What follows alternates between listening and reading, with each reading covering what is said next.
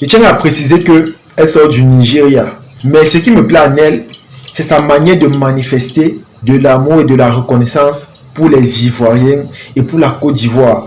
Toutes ces vidéos, vous allez voir que elle est toujours en train de remercier la Côte d'Ivoire, elle est toujours en train de montrer la différence, elle est toujours en train de montrer que voilà, elle aime énormément la Côte d'Ivoire au point où elle préfère rester là-bas que de rentrer dans son pays d'origine, c'est-à-dire le Nigeria. Je tiens à vous préciser également que le Nigeria, c'est un pays d'Afrique, mais c'est un pays riche. Et quand je parle de riche, c'est un pays vraiment développé par rapport à la Côte d'Ivoire. Mais si elle préfère faire son choix du côté de la Côte d'Ivoire, c'est parce qu'elle a un intérêt particulier. Et quand je parle d'intérêt, c'est beaucoup plus un intérêt positif.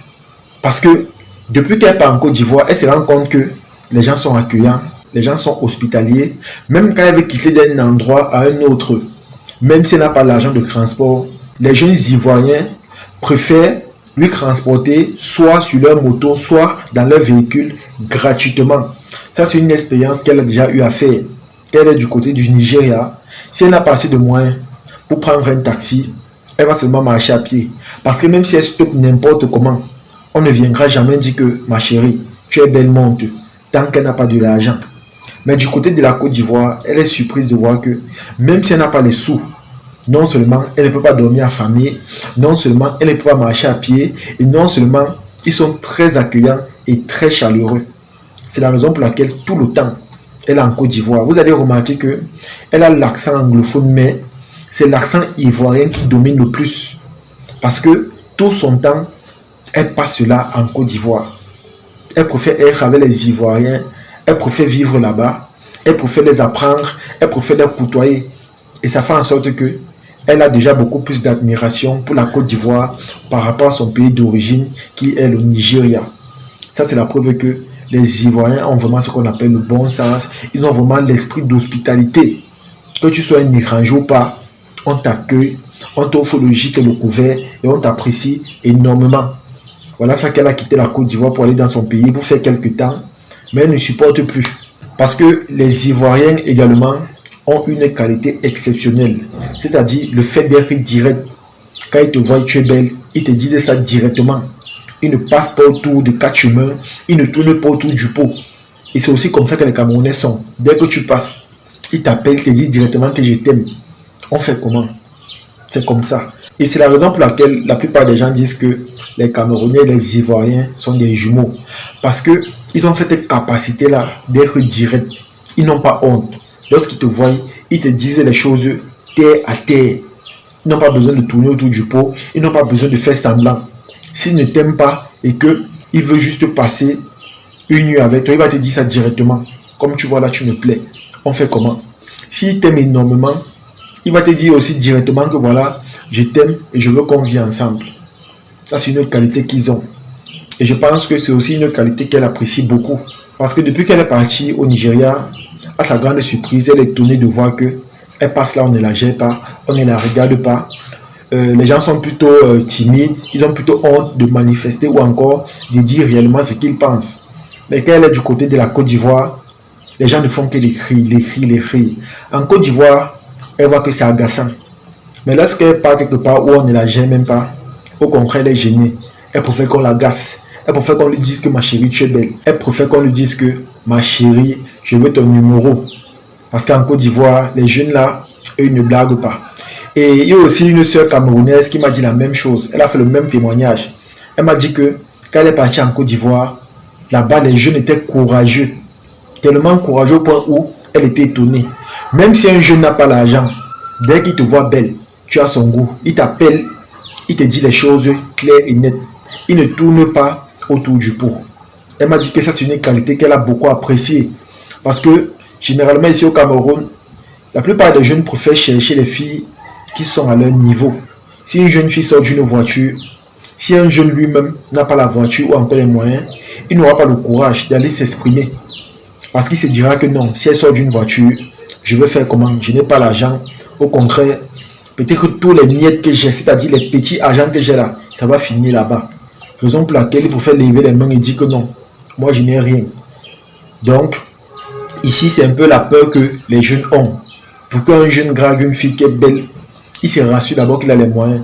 Mais s'il voit une jeune fille qui n'a pas assez de moyens, il voit la coiffure, il voit l'habillement, il comprend que directement c'est son niveau là-bas, et c'est comme ça qu'il fonce. Il te dit les choses claires et nettes. C'est un peu la qualité aussi que les Camerounais ont. C'est un peu cette qualité que les jeunes Camerounais débrouillards ont. Parce qu'ils sont vraiment courageux, ils ont ça en eux. Mais ce qui me plaît sur les vidéos de cette jeune Nigériane, c'est le fait qu'elle manifeste beaucoup de reconnaissance vis-à-vis de la Côte d'Ivoire. C'est ça qui me plaît beaucoup. Parce que moi, généralement, honnêtement, j'aime bien quand un étranger parle de la Côte d'Ivoire. Je n'aime pas quand les Ivoiriens vantent eux-mêmes leur pays. Parce que quand ils vantent leur pays, les gens viendront dire que vous parlez comme ça parce que c'est votre pays. Vous ne pouvez pas dire autre chose que ce que vous dites là. Vous êtes obligé de vanter, dire les choses positives, c'est monté, c'est descendu. Mais quand c'est un Camerounais qui parle, lorsque c'est un Nigérian, lorsque c'est un Béninois, lorsque c'est un Malien, lorsque c'est un Togolais, les amis, qu'est-ce qu'on dirait encore de plus? Lorsque les nationalités sont diverses, qu'est-ce qu'on pourra dire de plus? On ne pourra rien dire. On ne pourra absolument rien dire. Parce que les témoignages seront divers. C'est plusieurs nationalités qui vont parler. Et chacun va parler en fonction de son expérience et en fonction de son vécu, s'il est parti dans ce pays-là. Donc, les témoignages ici là ne seront pas dus au fait que voilà, il recherche les abonnés, les likes, c'est monté, c'est descendu. Non. Les témoignages seront dus au fait que il est parti quelque part, il a essayé, il a vu que c'est bien, ça a marché. Et c'est la raison pour laquelle il manifeste de la reconnaissance en faisant les éloges dans une vidéo. Et c'est un peu ce que cette jeune fille fait depuis qu'elle est en Côte d'Ivoire. Tous les jours, elle poste son actualité, elle poste son parcours, elle poste un peu ce qui se passe là-bas. C'est qu'elle vit là-bas, son vécu là-bas, comment ça se passe, comment on se comporte avec elle, comment les jeunes sont accueillants, comment elle mange bien, même quand elle n'a pas d'argent. Tous les jours, les amis, elle poste ça là-bas. Et ça fait aussi en sorte que les étrangers qui tombent sur ce genre de vidéos sont curieux, ils souhaitent visiter, ils souhaitent découvrir, ils souhaitent apprendre. Et moi, les choses comme ça me plaît énormément parce que c'est aussi une façon de vendre son pays très cher à l'extérieur. C'est aussi une façon de montrer une image assez propre d'un pays dans lequel on est réfugié. Et là, c'est vraiment important. En tout cas, les amis, c'est ici que se termine la vidéo. J'espère que vous avez aimé. J'espère que vous avez apprécié. Comme j'ai dit, j'aime tomber sur ce genre de vidéos parce que quand c'est un étranger qui parle de la Côte d'Ivoire, ça fait plaisir. Quand ce sont les Ivoiriens eux-mêmes, on dit que voilà, vous parlez parce que c'est chez vous.